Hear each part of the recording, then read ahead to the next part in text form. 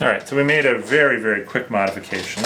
What modification did we have to make to our program? So Can you tell me? To make a table from 0 to however many runs we're doing. Yeah, and I always like to just make the table in the beginning and just fill it with zeros. Just say, hey, here's our table. It's going to start with all zeros. And then can you show me what I do with my solution table? So instead of the flag equaling 1 after you find a solution, you make the flag go up by 1. So Okay. at the end of the run, the flag will be the number of solutions you have for that I, and then you just put that into to the table, and Okay. then you make a histogram out of it. So how many solutions we had, and then so we ran it for the first 100, and here's what our histogram looked like. So what does that suggest to you? What can you tell me? How do you interpret that histogram for the first 100 of these? So most of them had a small number of solutions. Okay. I mean, a couple that had 10 solutions, All right. 11 solutions. But the majority of them were 4 or less, it looks like. Okay. So let's do it up to 1,000. I don't know how long this is going to take to run, but I guess we'll see really quick. Oh, well, I guess it runs almost instantly if you're not printing everything. So that's cool. Is that on screen? No, not quite.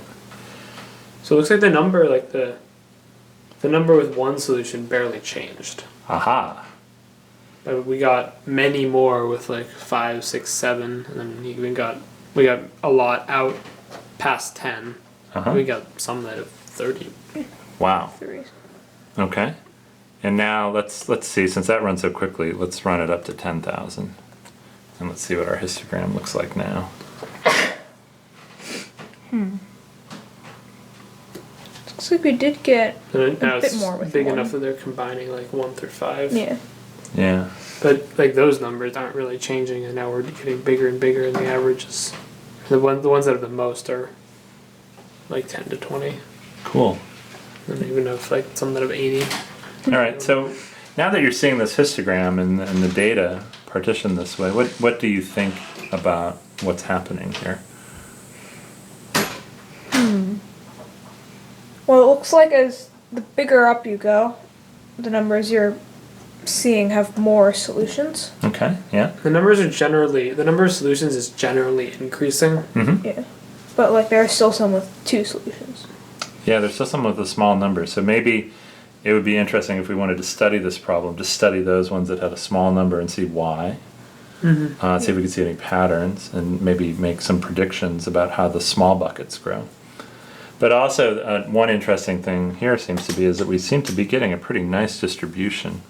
Curve. And it's not like we're getting 800 solutions or something. We get a small number out here, in fact, it looks like the highest one is over here. Maybe that's 100 solutions, 90. 3 of them.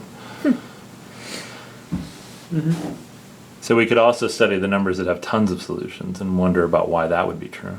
There's a lot of neat things we could see here. That was a good idea to make this histogram. That hadn't occurred to me, but yeah, that was really cool. It's cool to see how that distribution starts to behave. All right, great work today, guys.